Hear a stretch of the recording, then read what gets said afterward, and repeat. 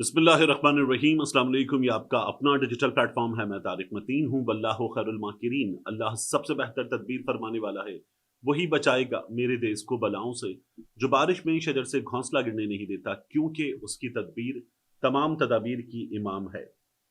اہم ترین خبریں ہیں، ان کی بات کریں گے، لیکن سب سے پہلے جو میری خود بات ہوئی مہر شرافت صاحب سے، مریم نواز شریف صاحبہ کو انہوں نے فارم 45 پر الیکشن ہرایا، اور انہوں نے اپنے تمام فارم 45 قوم کے سامنے رکھے، ایک ڈیٹیلڈ ویڈیو بنا کر، اس کے علاوہ سوشل میڈیا پر شیئر کیے گئے ایک ایک چیز قوم کے سامنے رکھی کہ یہ الیکشن جیتے ہیں۔ مریم نواز شریف کو کم و بیش 900 ووٹوں کی لیڈ سے انہوں نے ہرایا مہر شرافت نے۔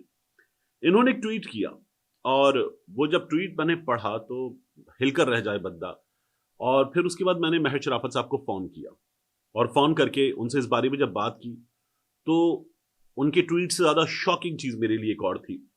انہوں نے ٹویٹ کیا عمران خان صاحب کی اڈیالہ جیل میں اس وقت کیفیت کے بارے میں۔ انہوں نے کہا، ہائی الرٹ، تمام دوست میری بات غور سے سن لیں، عمران خان صاحب اس وقت اڈیالہ جیل میں بہت زیادہ مشکل میں ہیں، میری بات کی تصدیق کر لیں جس نے کرنی ہے۔ خان صاحب کے لیے ساری رات سارا دن پانی بند رکھا گیا، ساری رات سارا دن پانی بند رکھا گیا، اخبار کی سہولت بند کر دی گئی، کینٹین خان صاحب کے لیے بند ہے، کھانا اس قدر ٹھنڈا اور سوکھی روٹی ایسی جو چبائی نہیں جا سکتی۔ پھر انہوں نے کہا فل میٹھے پانی کے ساتھ خان صاحب کی چکی کو اندر اور باہر سے دھویا گیا ہے، جو سل ہے اس کو اندر باہر سے دھو دیا گیا ہے، اور جو اس کے جنگلے ہیں، اس کی سلاخیں، ان کو بھی میٹھے پانی سے کپڑا مارا گیا ہے، جس کی وجہ سے خان صاحب کو بہت زیادہ پریشانی کا سامنا ہے۔ خان صاحب کے بلاک کو باہر سے تالا مار دیا گیا ہے۔ اب یہ جو میٹھے پانی سے کپڑا مار دیا گیا تو اس کی وجہ سے ہوتا یہ کہ مچھر، مکھیاں، کیڑے مکوڑے، کاکروچز، ان کی بہتات ہو گئی ہے، بہت زیادہ ہو گئی ہے۔ پھر وہ کہتے ہیں کوئی شخص اس بلاک کی طرف نہیں جا سکتا، صرف کھانے کے وقت ایک کانسٹیبل جاتا ہے، اور خان صاحب نے تقریباً کھانا پینا چھوڑ دیا ہے۔ استری کی سہولت بھی بالکل ختم کر دی گئی ہے، خان صاحب نے ایک ہی لباس پہنا ہوا ہے۔ پھر وہ آگے لکھتے اب سب سے زیادہ گندی اور تکلیف دہ بات یہ ہے کہ واش روم کا جو اندر والا پائپ ہے اسے بالکل بند کر دیا گیا ہے، تاکہ خان صاحب جب حاجت کے لیے واش روم جائیں تو اس کا پانی اتنا سلو ہو کہ پھر اس کے بعد جب آپ ونس یو آر ڈن تو پھر اس کے بعد اس کو آپ فلش کرتے۔ وہ کہتے اتنا کم پانی کہ وہ فلش کرنے میں بھی پرابلم ہو، تو وہاں ویسی مکھی، مچھر، کاکروچز، اور پھر اس کے بعد وہ آپ نے اتنا گندا کر دیا ہے کہ بدبو سے دماغ پھٹے۔ اب خان صاحب تک ایکسس بند ہے۔ تو میں نے پھر مہر شرافت صاحب کو فون کیا، میں نے کہا ملاقاتیں وغیرہ بند کر دی گئی ہیں، اور یہ پہلے بھی ہوا جب ملاقاتیں بند کر دی گئی، عمران خان صاحب نے چیف جسٹس کو خط میں لکھا کہ پھر سلوک بہت برا ہوتا ہے، بہت ہی زیادہ برا ہوتا ہے۔ تو میں نے کہا ملاقاتیں وغیرہ بند کر دی گئی ہیں، یہ انفارمیشن اس دوران کہ جب 26 کو اگلی ملاقات 26-27 کو ہوگی تو یہ انفارمیشن کیسے باہر آئی؟ تو انہوں نے کہا کہ ایک سسٹم ہے، ایک چیز ہے، انہوں نے کہیں سے پتہ کروایا، اور انہوں نے کہا اس بارے میں زیادہ بتائیں گے تو ظاہر ہے کہ کافی کچھ سامنے آ جاتا ہے، اس لیے نہیں بتایا جا سکتا، لیکن انہوں نے پتہ کروایا، اور انہوں نے پھر کہا کہ یہ 100% درست بات ہے، جو میں نے لکھا ہے کہ کپڑا مار دیا سلاخوں پہ، سیل میں میٹھے پانی سے، اور باقی چیزیں، انہوں نے کہا ایک ایک چیز درست ہے، یہ سب کچھ کروایا گیا ہے۔ اور عمران خان صاحب جو ہیں وہ اس صورتحال میں جو کی گئی ہے وہ شدید غصے میں ہے کہ یہ طریقہ کون سا ہے، یہ کون سا طریقہ ہے۔ مہر شرافت صاحب جب میں یہ پوچھ رہا تھا تو مجھے یہ تھا کہ یہ اس وقت انفارمیشن آئی کہاں سے ہے، کیسے آئی ہے۔ علیمہ خان صاحبہ جب آئیں تب تک یہ ہمارے سامنے انفارمیشن نہیں آئی تھی، لیکن انہوں نے بھی کہا کہ اب ہماری ملاقات جو ہے وہ کافی دنوں کے بعد ہوگی۔ تو میں نے مہر شرافت صاحب سے جب پوچھا، اور یہ تھا کہ یہ پتہ کہاں سے چل رہا ہے، تو مہر شرافت صاحب یہ بتاتے ہوئے رو پڑے، مطلب بری طرح سے رو پڑے فون پہ۔ اور میں نے ان سے کہا، میں نے کہا چلیں، میں نے کہا مجھے بتائیں، حوصلہ کریں۔ تو انہوں نے کہا کہ نہیں، بس یہ بہت ہی برے حال میں رکھا ہوا ہے، اور یہ صحیح ساری چیزیں مجھے پتہ چلی ہیں، اور باقاعدہ مجھے فون پہ ان کو کہنا پڑا حوصلہ کریں، اللہ تعالیٰ بہتر فرمائے گا، چیزیں مشکل ہیں، لیکن وہ بہت بری طرح سے رو پڑے۔ اور پھر اس کے بعد جب انہوں نے خود کو کنٹرول کیا، ذرا سنبھالا، تو مہر شرافت صاحب نے پھر مجھے ذرا مزید چیزیں بتائیں، اور یہ انفارمیشن تک جو ایکسس ہے یہ بھی بند کر دیا گیا۔ تو صورتحال یہ ہے عمران خان صاحب کے معاملے میں۔ ہم نے یہ پہلے بھی دیکھا، یہ عمران خان صاحب خود بتا چکے کہ کھانا برا، تو عمران خان صاحب نے کھانا پینا چھوڑ دیا ہے اس وقت، اور یہ رویے پہلے رہ چکے ہیں۔ بات یہ کہ عمران خان جو ہیں وہ اس جیل کو بھی کاٹ رہے ہیں، اور اس جیل کے بارے میں بھی وہ چیف جسٹس کو خط لکھ کے شکایت کر دی یا انہوں نے اس پر بات کر لی، لیکن اس جیل کے بارے میں بھی عمران خان صاحب جو ہیں وہ یہ نہیں کرتے کہ یہ کیا کیا ہے، عدالت میں بات کریں اور کہیں مجھے نکالو یہاں سے، مجھے کسی ہاسپٹل میں ڈالو، یہ کام عمران خان نے نہیں کیے۔ بیمار پڑ جائے بندہ، 72 سال عمر ہے، بندہ بیمار پڑ جائے اور اس کے بعد کسی اسپتال میں کسی بستر پہ لیٹا، وہ یہ بھی نہیں کرتے۔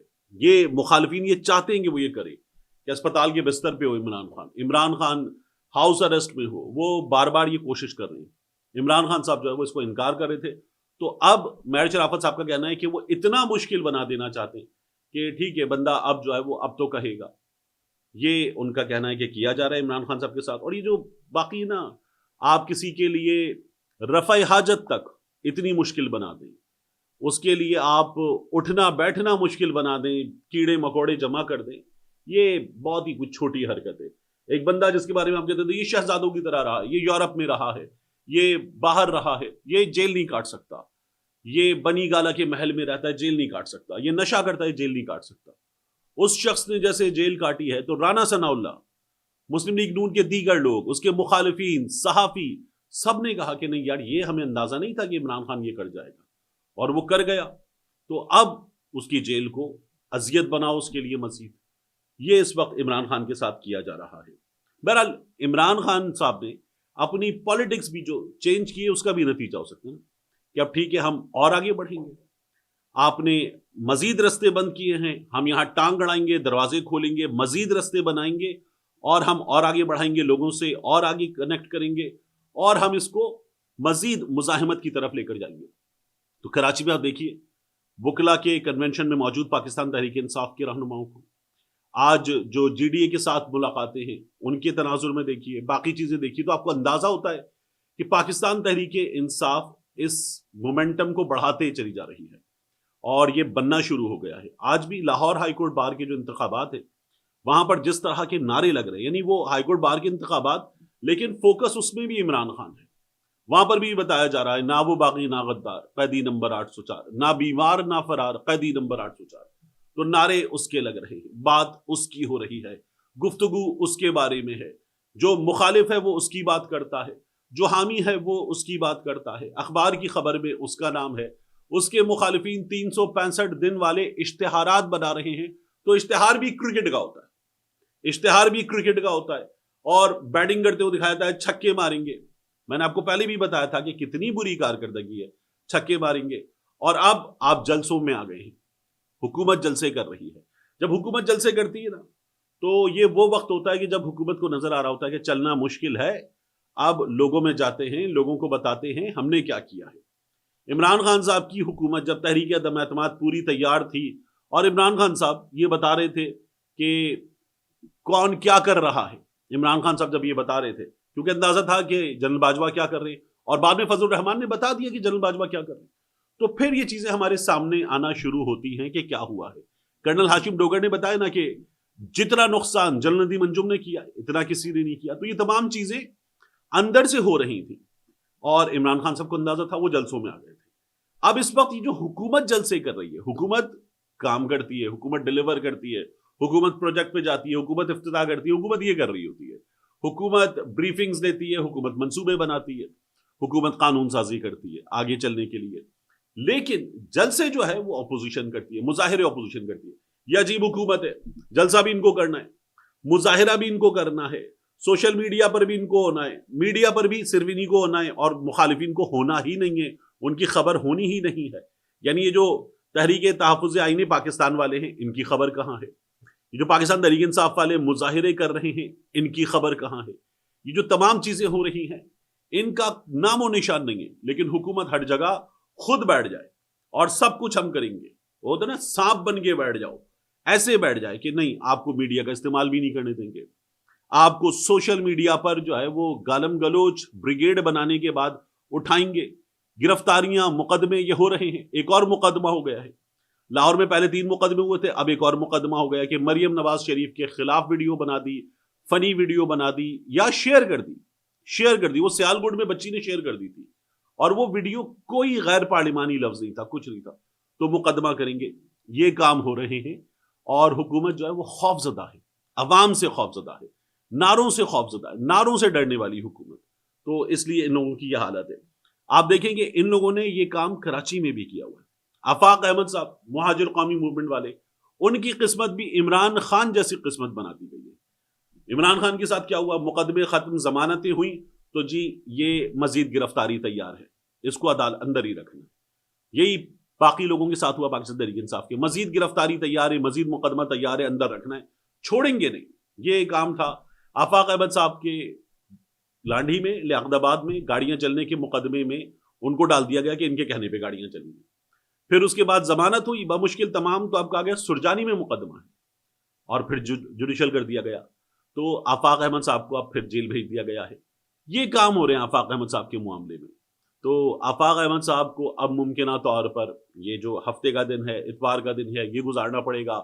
پیر کے دن کوئی ایکٹیویٹی ہوگی، منگل کے دن جا کر آفاق احمد صاحب اگر ایک اور مقدمے میں گرفتاری نہ ڈالی تو پھر باہر آ سکیں گے. تو یہ جو پورا سیٹ اپ ہے، یہ سیٹ اپ اس وقت کام ایسے کر رہا ہے کہ لوگوں کو ڈرانا ہے، پریشان کرنا ہے. یہ انہوں نے 9 مئی کے بعد بھی کیا تھا. کراچی سے اٹھاؤ اور کراچی سے اٹھا کے شکارپور، سکھر، جیکب آباد، مختلف جیلوں میں ڈالو. لاہور سے اٹھاؤ اور پھر اس کے بعد پنجاب بھر کی جیلوں میں ڈالو. یہ کام ان لوگوں نے پہلے بھی کیے تھے. پھر اس کے بعد عدالتوں میں جاتے تھے لوگ کہ یار مقدمے یہاں کے ہیں، بندہ یہاں کا ہے، اس کو آپ نے وہاں کیوں پھینکا ہوا ہے. پھر عدالت وہاں بلاتی تھی، اس جیل میں بلاتی تھی، اور پھر اس کے بعد باقی کی کارروائی ہوتی تھی. مہینوں اندر رکھا گیا تھا لوگوں کو. اب بھی اسی طرح کے کارنامے ہیں. ایک آواز برداشت نہیں ہے. یہ جمہوریت ہے. ایک آواز، ایک نعرہ، ایک مخالفانہ حکمت عملی اپنے مخالفین کی کچھ برداشت نہیں ہے. ہر چیز پر گریبان سے پکڑو، اٹھاؤ، گاڑی میں ڈالو، پھر اس کے بعد سلاخوں کے پیچھے. تو ایسے کرتی ہیں وہ حکومتیں جن کی میں بار بار کہتا ہوں لیجٹمیسی زیرو ہوتی ہے، اور ان حکومتوں میں سامنا کرنے کی طاقت نہیں ہوتی. اور یہ جو عمل ہوتا ہے نا، جب سامنا کرنے کی طاقت نہ ہو، طاقت کا بیجا استعمال ہو، یہ اختتام کی نشانی ہوتا ہے. ملتے ہیں انشاءاللہ آپ سے اگلی ویڈیو.